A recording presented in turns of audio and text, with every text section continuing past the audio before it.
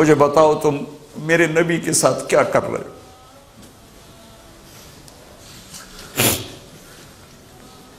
وہ تمہیں فرقوں میں بانٹ کر گئے تھے یا امت بنا کر گئے تھے؟ کیوں اس نادان کھیل میں اپنی زندگی برباد کرتے ہو؟ کیوں نہیں مسلمان بن کے رہتے ہو؟ اس امت میں اختلاف شروع سے ہے، ہمیشہ رہے گا، یہاں تک نہ جاؤ کہ ایک دوسرے پر کفر کے فتوے۔ جنت میں کون جائے گا؟ سنیوں نے کہا وہابی کافر، وہابیوں نے کہا سنی کافر، بریلیوں نے کہا دیوبندی کافر، دیوبندیوں نے کہا بریلوی کافر، شیعہ نے کہا سنی کافر، سنی نے کہا شیعہ کافر۔ جنت میں کون جائے گا؟ کچھ تو بھائیو میرے نبی کی محنت کی قدر کرو۔ میرے نبی تو غیروں کو اپنا بنانے آئے تھے، ہم نے اپنوں کو غیر بنا دی۔ جو نفرت کی آگ وہاں بھڑک رہی ہے یہاں مت بھڑکاؤ۔ جاؤ میرے دیس میں دیکھو کتنے سر کٹ چکے، کتنے سہاگ اجڑ گئے، کتنی مائیں بے آسرا ہو گئیں، کتنی جوان بیٹیوں کی مانگ ویران ہو گئی۔ کیا اسی کا نام اسلام ہے؟ اسی کا نام عشق رسول ہے؟ اسی کو دین کہتے ہیں؟ ایک دوسرے کی مسجدوں میں نہیں جاتے ہو، ایک دوسرے کے پیچھے نمازیں نہیں پڑھتے ہو، جنت کے ٹھیکیدار بن گئے ہو۔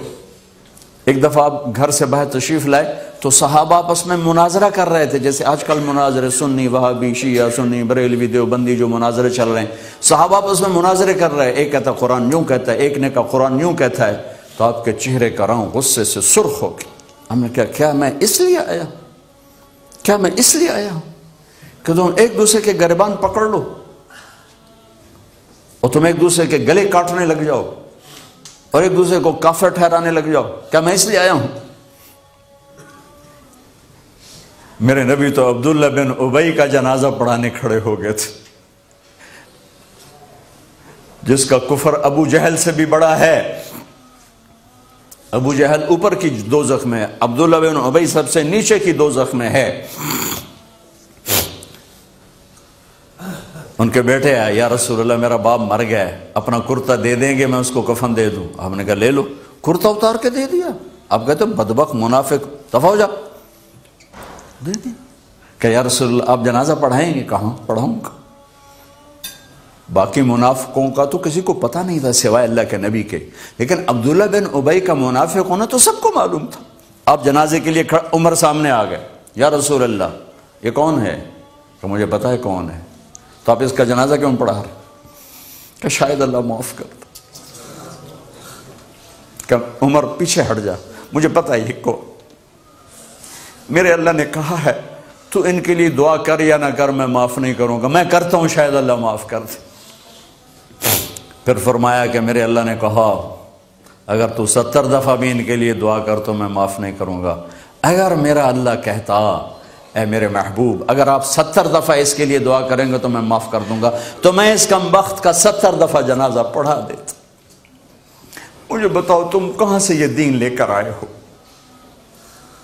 جس میں تم فرقوں میں بٹ گئے ہو، نفرتوں کی آگ تم نے لگا دی ہے؟ یہ کہاں سے اسلام آیا ہے؟